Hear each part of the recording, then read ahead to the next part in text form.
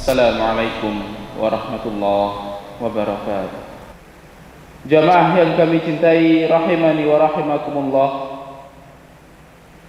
Sesungguhnya bulan Muharram satu di antara 4 bulan yang Allah Subhanahu wa ta'ala jadikan sebagai Ashhurul Hurum. Dan ini adalah hak Allah Subhanahu wa ta'ala. Wa rabbuka yakhluqu ma yasha'u wa yakhtar. Dan Rabbmu, Tuhanmu, menciptakan apa saja yang Dia kehendaki, dan Allah Subhanahu wa ta'ala memilih apa saja yang Allah Subhanahu wa ta'ala kehendaki. Pada bulan Muharram ini ada satu amalan yang kita kenal sebagai puasa Ashura, puasa yang akan kita laksanakan insyaallah pada tanggal 10 Muharram kelak. Jemaah, di balik peristiwa ataupun di balik puasa Ashura tersimpan sebuah kisah hijrahnya Rasulullah sallallahu alaihi wasallam, dan juga kisah hijrahnya Kalimullah Musa alaihi salam.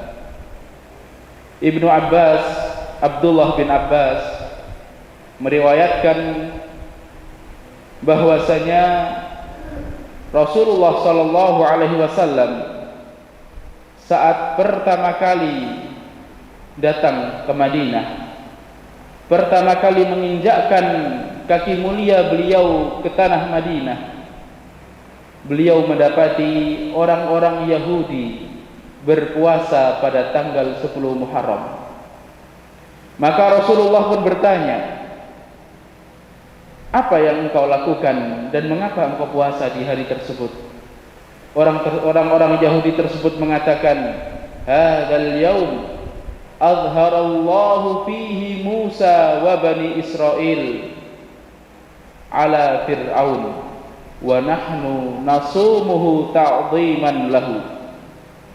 Pada hari ini, yakni pada tanggal 10 Muharram tersebut, dahulu Allah Subhanahu wa ta'ala memenangkan Musa dan Bani Israel atas Fir'aun dan bala tentaranya. Maka kami semuanya berpuasa sebagai bentuk penghormatan, sebagai bentuk syukur.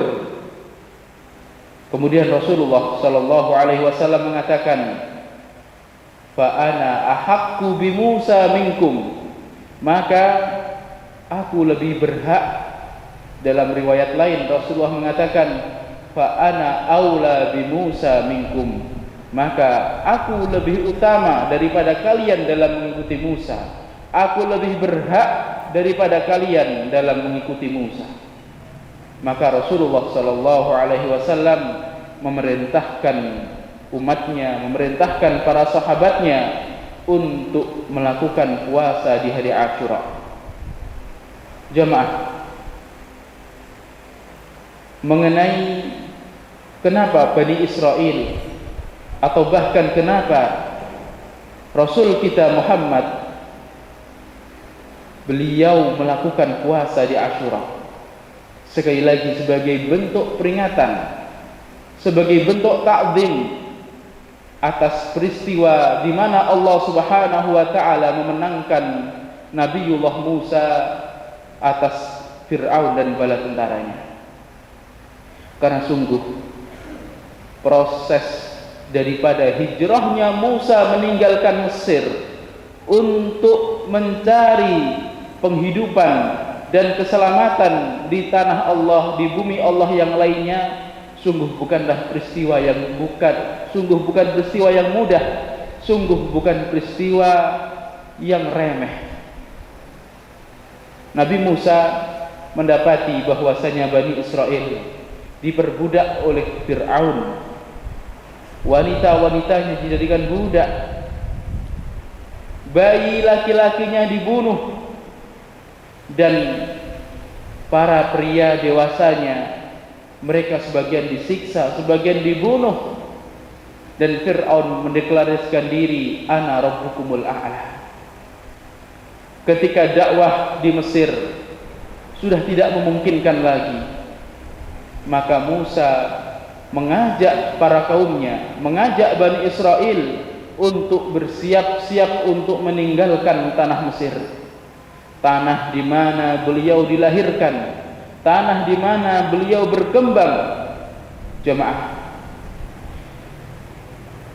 ketika Musa sudah mempersiapkan segalanya untuk hijrah, tiba-tiba sebagaimana diriwayatkan oleh Ibnu Hibban Al-Busti di dalam sahihnya, dan juga sebagaimana diriwayatkan Al-Hakim An-Naisaburi di dalam Mustadraknya, diriwayatkan bahwasanya ketika Musa hendak berangkat hijrah, tiba-tiba jalan menuju hijrah, jalan keluar dari Mesir tersebut tertutup, seakan-akan tidak ada jalan.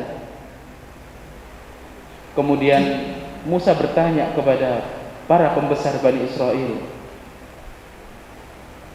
apa gerangan yang harus kita lakukan?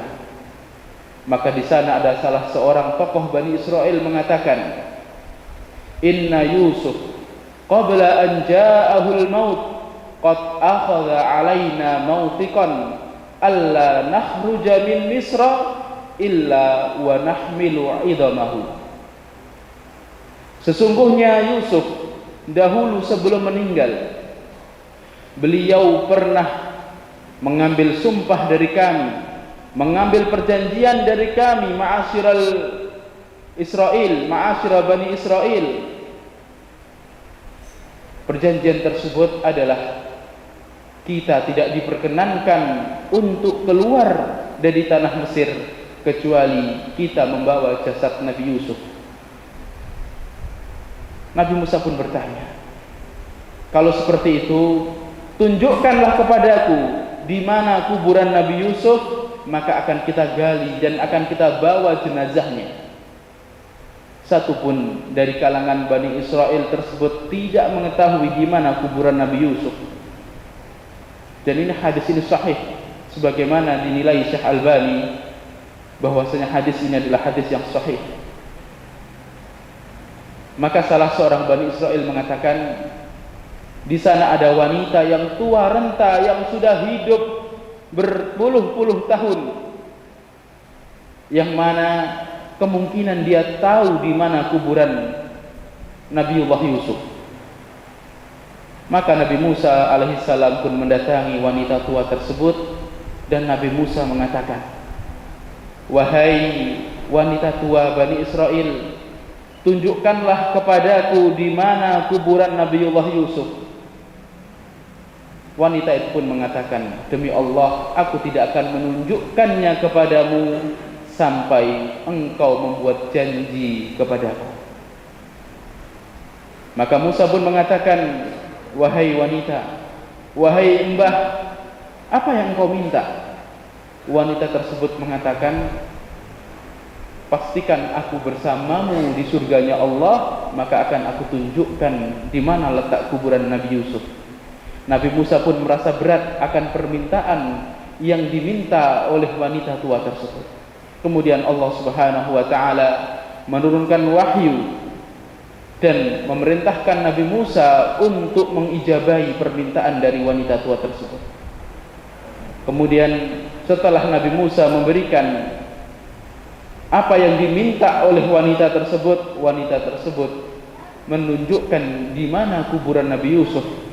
Dan ma'asyiral muslimin, ternyata kuburan Nabi Yusuf berada di dalam danau, dan orang wanita tersebut mengatakan, keringkan air danau tersebut, kemudian gali di dalamnya, disitulah jasad Nabiullah Yusuf terpendam. Singkat cerita, Nabi Musa dan Bani Israel mengeringkan danau tersebut, dan beliau mengangkat jenazah Nabi Yusuf. Setelah jenazah tersebut diambil, maka jalan menuju hijrah, jalan menuju tempat yang baru dari bumi-bumi Allah, demi meninggalkan Mesir tersebut, maka jalan tersebut berubah terang benderang seakan di siang hari, padahal peristiwa tersebut terjadi di malam hari. Ma'asyiral muslimin, setelah Nabi Musa berhasil membawa jenazah Nabi Yusuf, kemudian berangkat meninggalkan Mesir dengan Bani Israel, yang muda, yang tua, semuanya berangkat meninggalkan Mesir. Maka Fir'aun tidak tinggal diam, karena memang jamaah, perseteruan, konflik antara al-haq dan al-batil itu adalah konflik abadi. Pertarungan antara Hizbullah wa Hizbus Syaitan itu adalah pertempuran abadi yang tidak akan pernah padam sampai Allah Subhanahu wa ta'ala mendatangkan kiamat ini. Jamaah rahimani wa rahimakumullah, ketika Nabi Musa dan kaumnya melakukan pelarian, hijrah meninggalkan Mesir, maka Fir'aun dan bala tentaranya pun mengejar. Mereka mengejar Nabi Musa dan hendak menangkapnya. Akan tetapi perlu kami sampaikan, seseorang ketika hijrah mesti di sana akan banyak sekali batu terjal yang menjadi ujian dan tantangan. Seorang kalau ingin hijrah, baik hijrah tempat maupun hijrah perilaku, maka di sana akan Allah siapkan ujian-ujian untuk menyaring mana orang yang jujur dalam hijrahnya dan mana orang yang hanya sekedar ikut-ikutan. Ketika belakang ada pasukan Fir'aun, depan ada Laut Merah, maka Allah Subhanahu wa ta'ala mengabadikan apa yang diucapkan Bani Israel. Falamma tara al-jam'ani qala ashabu Musa inna lamudrakun. Ketika dua kelompok tersebut sudah berhadapan-hadapan, Fir'aun sudah mengejar dan hampir menangkap mereka, sedangkan di depan Musa dan Bani Israel terpampang lebar Laut Merah. Bani Israel mengatakan, inna lamudrakun. Duh, Musa, pasti kami akan tertangkap. Kita pasti akan terkejar, wahai Musa. Tapi Allah, apa yang dikatakan Musa? Dan inilah tawakalnya Nabi Musa. Qala kalla inna ma'aya rabbi sayahdi. Seakan-akan tidak, sesungguhnya bersamaku ada Allah yang akan menunjukkan jalan kepadaku. Jamaah, proses hijrahnya Nabi Musa ini bukan hal yang mudah.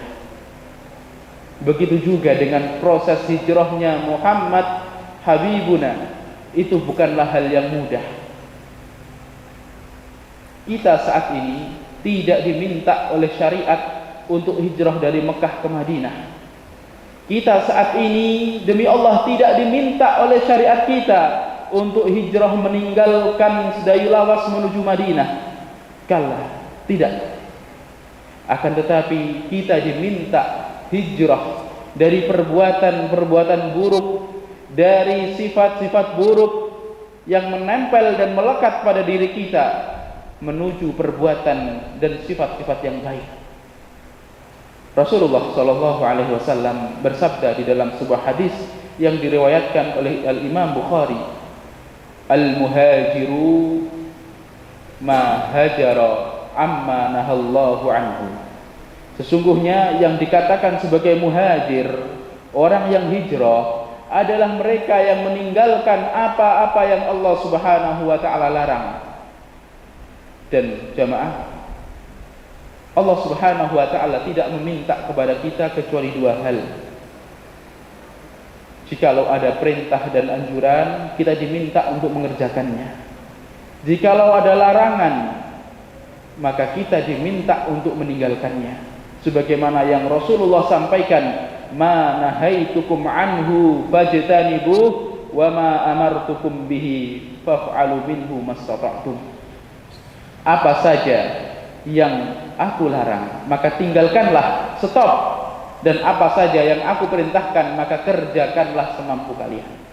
Jemaah, Allah Subhanahu wa taala dan Rasulullah sallallahu alaihi wasallam tidak meminta pada diri kita kecuali dua hal tersebut. Dan dua hal tersebut manfaat dan maslahat kembali kepada kita, bukan kembali kepada Allah.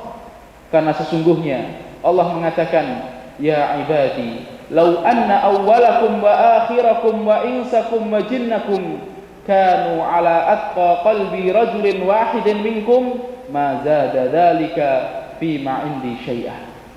Wahai hambaku, seandainya manusia paling awal dari kalian sampai manusia paling akhir, ditambah jin paling awal sampai jin paling akhir, semuanya berada dalam ketakwaan, maka niscaya hal tersebut tidaklah menambah sedikit pun dari apa yang ada di sisiku. Allah mengatakan, wa in ahsantum li anfusikum wa in asatum falaha. Jikalau engkau telah melakukan kebaikan, maka kebaikan itu kembalinya kepada kalian. Jikalau kita sedekah, maka sesungguhnya pihak pertama kali yang diuntungkan dengan sedekah kita adalah kita selaku orang yang mengerjakan. Jikalau kita salat, yang paling pertama kali diuntungkan adalah kita, orang yang mengerjakannya. Jemaah, demi Allah, terkadang ketika kita melakukan amal-amal baik, terkadang kita merasa paling berjasa. Ketika kita menyumbang masjid, ketika kita menyumbang pondok, ketika kita menyantuni anak yatim, seakan-akan kita merasa paling berjasa. Kalau tidak ada kita, mesti proyek-proyek itu gagal semuanya. Padahal tidak. Sesungguhnya kalau kita tidak ada, maka Allah akan mengirim hamba-hambanya yang lain yang akan meneruskan perjuangan tersebut. Jadi di antara hal yang paling berbahaya adalah ketika kita terlalu merasa berjasa, terlalu merasa kalau bukan kita, maka semuanya tidak akan jadi. Jamaah yang kami cintai, rahimani wa rahimakumullah. Semoga kita menjadi hamba-hamba Allah yang bisa mengerjakan apa yang Allah perintahkan dan bisa meninggalkan apa yang Allah larang, serta kita bisa menjadi orang-orang yang muhajir, orang-orang yang hijrah dari apa yang Allah Subhanahu wa taala benci menuju apa yang Allah Subhanahu wa taala perintahkan. Aqulu qouli hadza wastaghfiruh innahu huwal ghafurur rahim. Alhamdulillahilladzi arsala rasulahu bil huda wa dinil haqq liyudhhirahu 'alad dini kullih walau karihal musyrikun. Allahumma salli wa sallim ala nabiyyina wa habibina Muhammad wa ala alihi wa sahbihi wa sallam, amma ba'du. Fa ya ibadallah, ittaqullaha haqqa tuqatih faqad fazal muttaqun wa khasiral zalimuna al fajirun. Jamaah salat Jumat rahimani wa rahimakumullah. Di dalam bulan Muharram ini sekali lagi kita diperintahkan, kita disunnahkan untuk melakukan sebuah ibadah yang disebut dengan puasa Asyura, puasa yang akan kita kerjakan pada tanggal 10 nanti. Rasulullah sallallahu alaihi wasallam mengatakan dalam sebuah hadis yang diriwayatkan oleh Imam Ahmad, sumu yauma Asyura, puasalah pada hari Asyura, pada tanggal 10 Muharram, wa khaliful yahuda, dan selisihilah orang-orang Yahudi, fasumu yauman qablahu au yauman ba'dahu, maka puasalah sehari sebelum Asyura atau sehari setelah Asyura. Ala kulli hal, jamaah rahimani wa rahimakumullah, manusia memang kalau disuruh melakukan sesuatu tapi dia tidak tahu apa ganjaran, apa hasil yang akan dia peroleh, maka dia melakukan sesuatu tersebut akan dengan malas-malasan, tidak dengan semangat. Oleh karena itu Rasulullah sallallahu alaihi wasallam mengabarkan kepada kita bahwasanya puasa Asyura bukan main-main, bukan ibadah yang sepele. Rasulullah bersabda, inni la ahsibu ilallahi ayyukaffira sanah allati qablah. Aku berharap kepada Allah bahwasanya puasa di hari Asyura bisa menggugurkan dosa setahun yang lalu. Dan ini adalah kesempatan emas bagi kita. Ini adalah kesempatan yang baik bagi kita untuk membersihkan segala noda, segala kotoran yang menempel pada sanubari kita selama ini. Ma'asyiral muslimin rahimani wa rahimakumullah. Sungguh pedagang yang cerdas adalah pedagang yang tahu peluang di mana dia akan untung banyak dan bisa memanfaatkan peluang tersebut. Sebaliknya, pedagang yang bodoh adalah pedagang yang tidak tahu peluang dan tidak mengerti bagaimana memanfaatkan peluang tersebut. Maka ketika kita mengaku menjadi hamba-hamba Allah yang memiliki kecerdasan, yang memiliki otak untuk berpikir, maka marilah kita memanfaatkan kesempatan yang Allah Subhanahu wa taala berikan, kesempatan yang Allah Subhanahu wa taala sediakan untuk kita sebagai hamba Allah Subhanahu wa taala.